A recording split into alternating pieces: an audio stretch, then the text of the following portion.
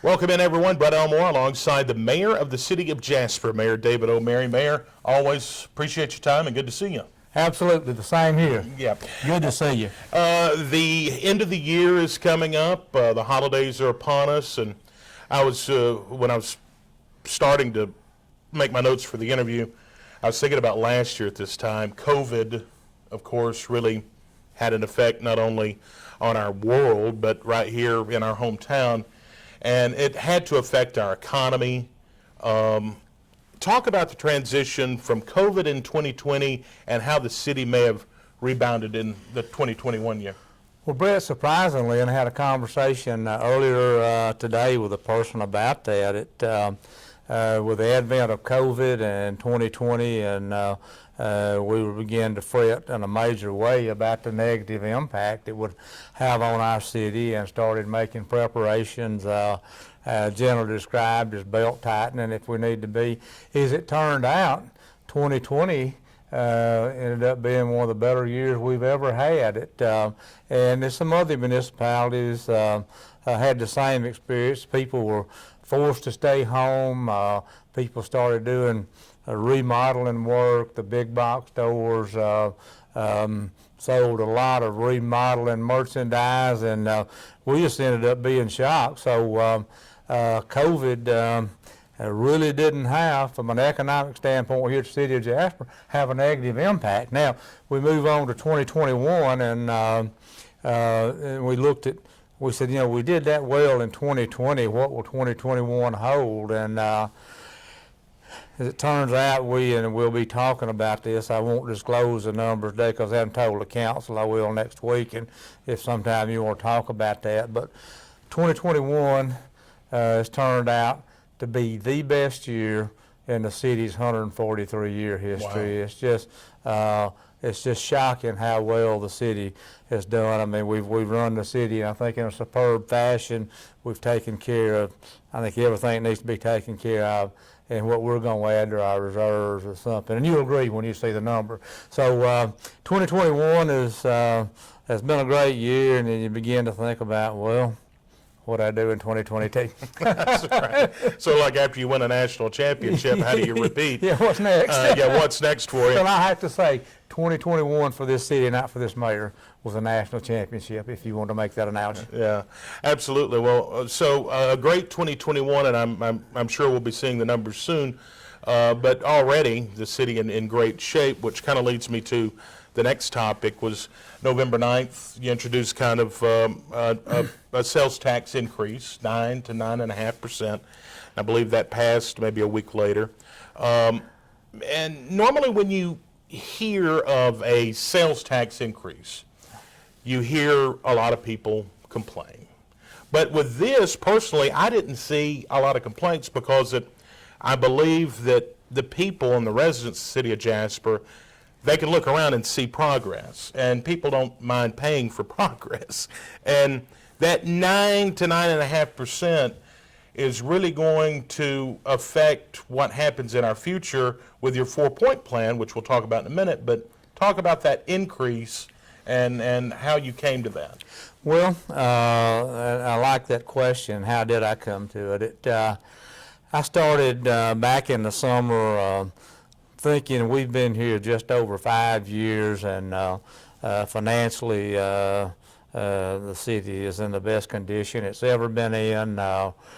We've taken care of a lot of things, and I started thinking about, well, where to from here, and what do we need to do for the people of this city. And it's so important, and some people never gain sight of this.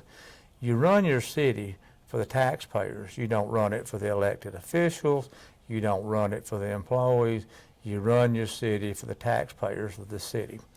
And what do we need to do? And here are the things that I started looking. I have a little place out in the country, and I spent some time on my tractor, and it's a good time to think for me and figure out what I need to do. And so I tell them I've made my Kubota notes for the future. I use Kubota tractors. And so here's what I came up with. We'll talk about the 4-point plan in just a little bit. But I said, how do we make this 4-point plan real? And what I knew after I put the 4-point plan together, it's probably going to cost somewhere around $25 million. Our reserves will crest over $14 million this year with this great year we had. Well, obviously, $14 million will not cover $25 million. Sure. And I thought about this for some time, and looking at what other municipalities are charging in the way of sales tax, and the cities that we put on our list, probably the most common number you'd see would be 10%. And I've always been an advocate of not borrowing money to leave something for our grandchildren to pay. And let's face it, most sales tax increases are put in place to shore up some inefficiency, some ineptness, that sort of thing. Nothing of the sort here. Our general operation of this city, rock solid. But what I could see, and I've got a finance background, as well as we're doing, we could not generate cash fast enough to do the things that we need to do. And I said, I believe that the people will be receptive to the idea if we raise taxes by 0.5%, and I'm going to talk about this tax sunsets in 9 years, that we're going to do this, and we're going to put tangible value up on the table. You know, we're not going to give somebody a raise or pay off something that we've misspent for, or cover something. We're going to put tangible value on the table. And one of the things that it's been interesting, and I'm not a Facebook participant, but we keep an eye on that, and it's real interesting, some of the positions people have taken. Now, if you don't mind, I'm going to share one of them. I thought it was, this is a scam on the part of the city. Right. And here's the scam, Brett. Inflation is driving up prices. Sure. So our scam is this. We know what prices are going up, so we'll raise taxes so we can generate more taxes off of higher priced goods, and just the city will make out like a bandit. Right. Well, obviously that person's never studied any economics, or he didn't study where I studied economics, and as prices go up, sales tax is a consumption tax, and as prices go up, generally consumption will taper off. But so I thought that was interesting, and then people said a tax never goes away. Well, this tax is put in place by all things in the city, by city ordinance. That's public records. You may have seen a copy of that. We can make a copy. This sales tax sunsets in 9 years when this debt's paid off. Well, that's what I was going to ask you about, because in doing my research, it said 9 years sunset, so it reverts back to what it originally was. 9%. Now somebody said, and I can't predict what a city council will do 9 years from now, but this tax will die. They may put another one in, but they can't extend this. The ordinance, the line's drawn, it dies. And if they want to do something else, that's serious. So that's that doesn't hold water when people tell them that.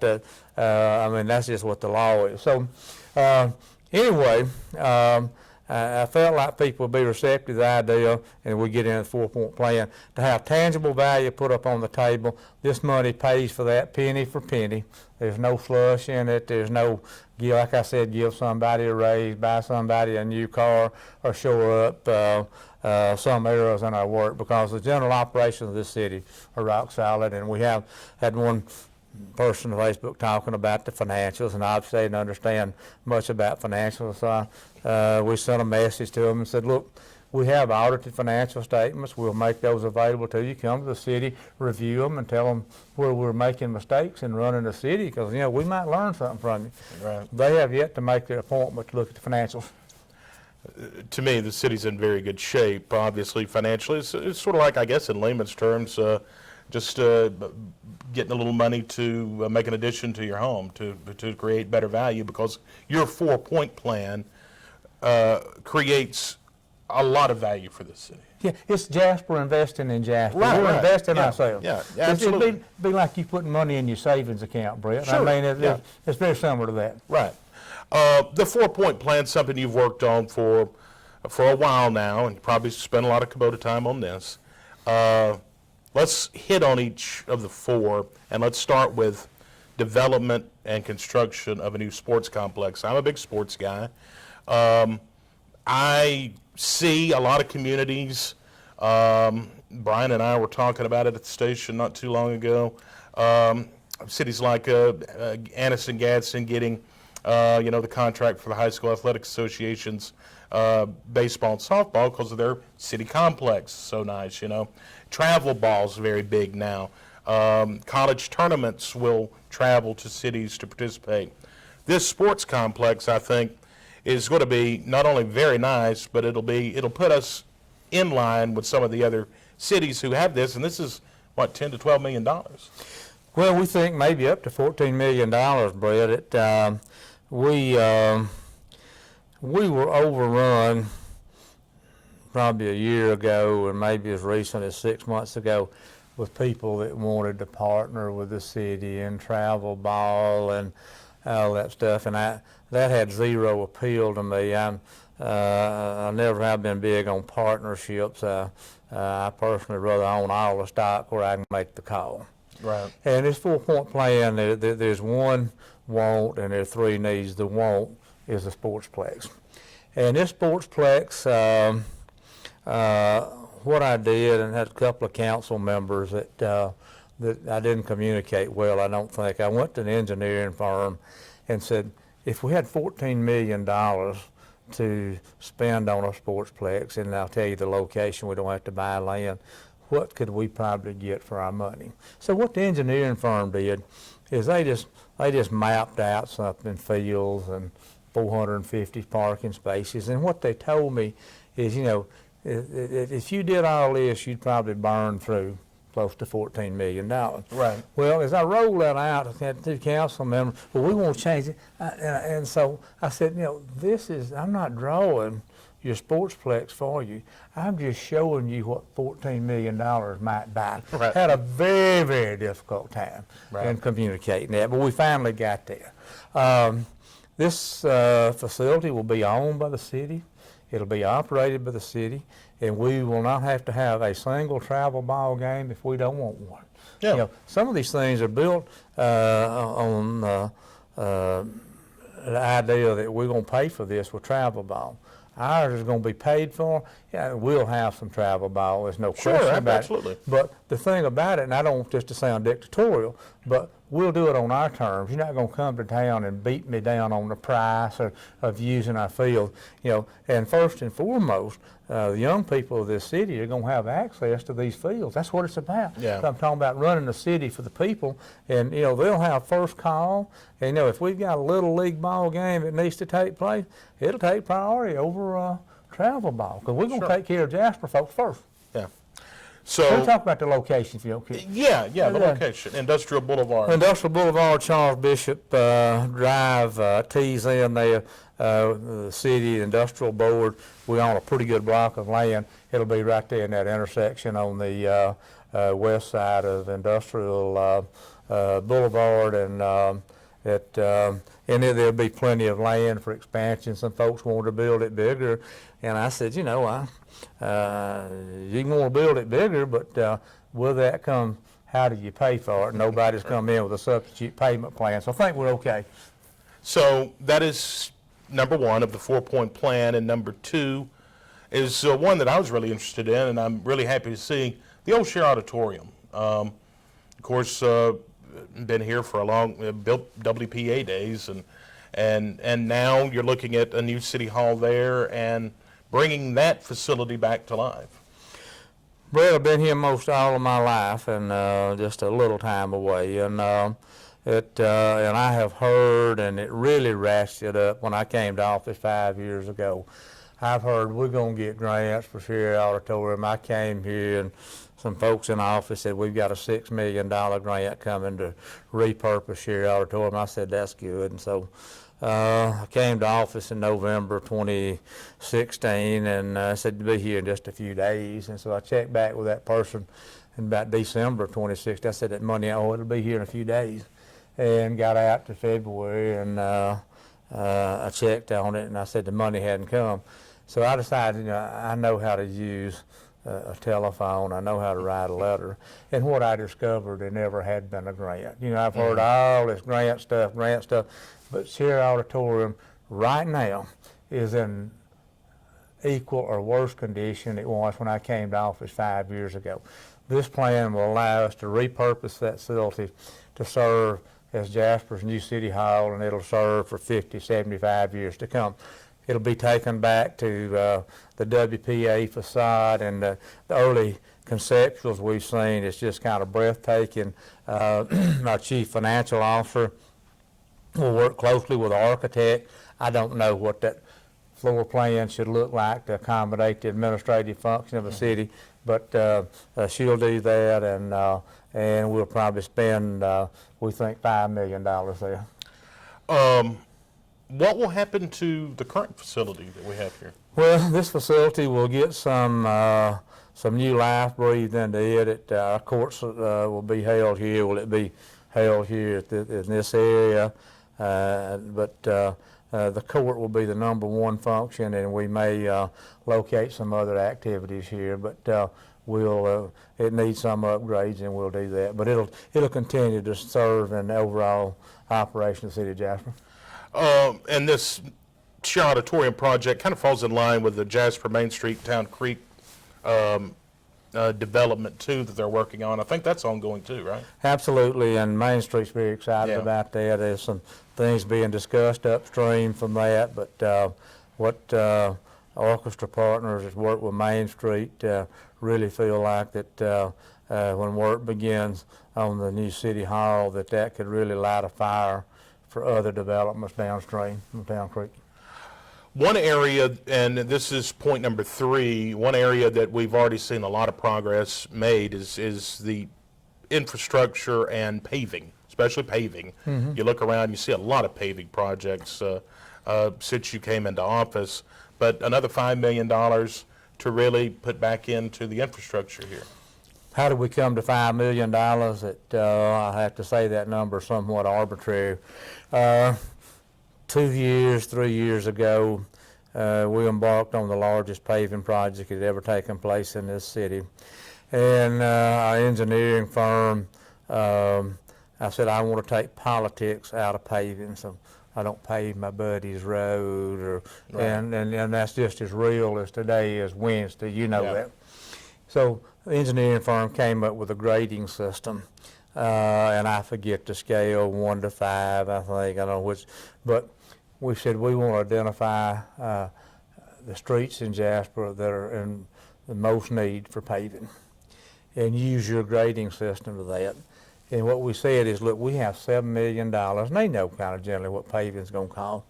So I said, when you've identified $7 million worth of road, draw a line. Mm-hmm. And we set about paving streets based on that. We didn't go to Billy's house first or Sharon's house second or whatever. The engineering firm made the call. And you know, any criticism you get just doesn't hold up very long. And I don't mean to interrupt you, but paving's not cheap. No, it's not. And you know, you always hear someone say, well, this street needs to be paved, that street needs to be paved, but it costs money to pave, and it's more expensive than what probably you think it is. Yeah. What the engineering firm told us, Brett, is that they felt like, well, that's a little over $7 million that we spent, that we paved 75% of the streets in Jasper that needed to be paved. Right. I tell you, that needed to be paved. So, I know something about inflation, but if you move back in time, if $7 million paved 75% of what needed to be paved, simple math tells me that had you spent $9 million, you'd have done all of it. Yeah. Okay? Yeah.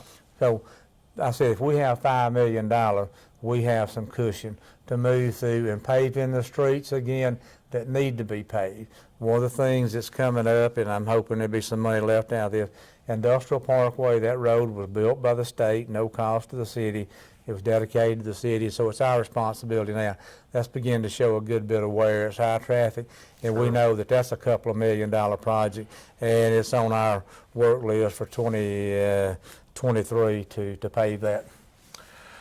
And point four, a couple $1 million for industrial and economic recruitment. Of course, that's a big thing, especially with the facilities there at Industrial Boulevard. And a lot of growth in the area. We've seen a lot of growth, but you're still constantly recruiting. And talk about that and how it kind of goes into the Jasper Industrial and Development Board, and maybe even talk about the new leader there, Mike Ferdinand. Well, topographically, Walker County in total and Jasper is ugly. Yeah. And preparing Walker County land for industrial sites is extremely expensive, probably $20,000 an acre. Right now we have one 50-acre prepared site, and it's really probably 40 acres without having to branch off and kind of do a dog leg to get on the other 10 acres. And my granddaddy, the farmer, said you can't sail from an empty wagon. The city plugs in, and it's a little over $500,000 into the Jasper Industrial Development Board. We're the only folks, the city of Jasper, that's got any money in the game, and we've been doing that a long time. And I led the charge. I've taken some arrows in the back, but I've been met with a lot of accolades as well for revamping how we go about industrial recruitment.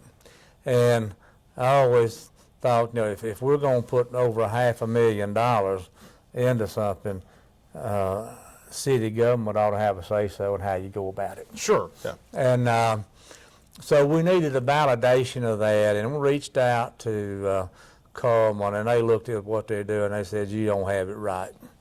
Major corporation, one of the largest corporations in Alabama, had a study prepared by a group of professionals. Pro bono, didn't cost us a penny, so it's not public property. I said, you ain't got it right. You need your own industrial recruiter working for you, where you can articulate your thoughts and whatever. And our Industrial Development Board, they probably have a little over $1 million now in their checking account, but to prepare another 50-acre site would probably cost $1 million or so. Do we need another 50-acre? Do we need 225s? I don't know. Right. But having your own industrial recruiter to help make that decision, that sort of thing.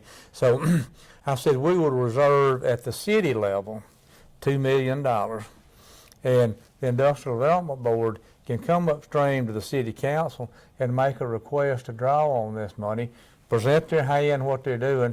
Then that way you've had the benefit of the Industrial Development Board's thinking, and you have the benefit of the council, and you don't have somebody that's spinning out of control or some spendthrift or whatever. And I think you greatly increase the chances of having a good decision made on how we spend the money. Well, that's the 4-point plan. Where do you, a year from now, 2022, where do you think, or where do you see us as a city? What is your vision for 2022? Well, let me tell you that your question's timely, and I will have a leadership meeting right here in this room, probably the second week in December. And we have some pretty big fish to get in the frying pan here, and we'll do that, and managing those things. But you don't want to get so much on your plate that you're overwhelmed and you make mistakes. So I said, what do we do from here? So from where I'm at, our focus is going to be really tightening our belt and running this city and talking about how we get better as an organization.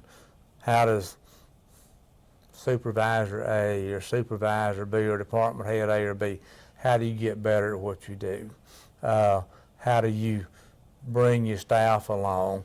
We want people that want to work for Jasper. You know, we have some people who want to go to Coleman and whatever.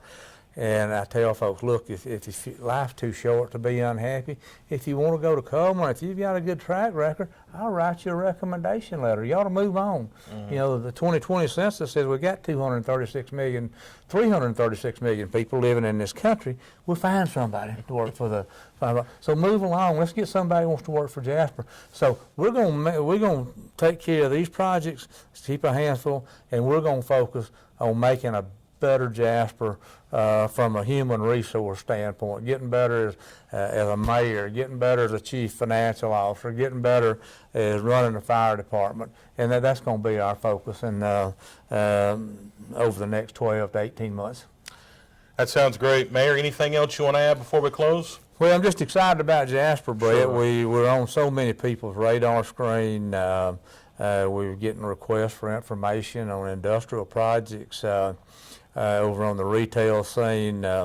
There's probably not a week goes by somebody doesn't make an inquiry, but an inquiry is not worth anything until it materializes. But I know this: if you have enough people look, you'll win. And Sure. If you have enough industrial prospect, you'll win. And I'm proud of our team. We're working hard, but you never, i.e. Alabama football, you never get so good that you can't improve. Is that right? That's absolutely right, and I like that. I like that mentality for sure. Right.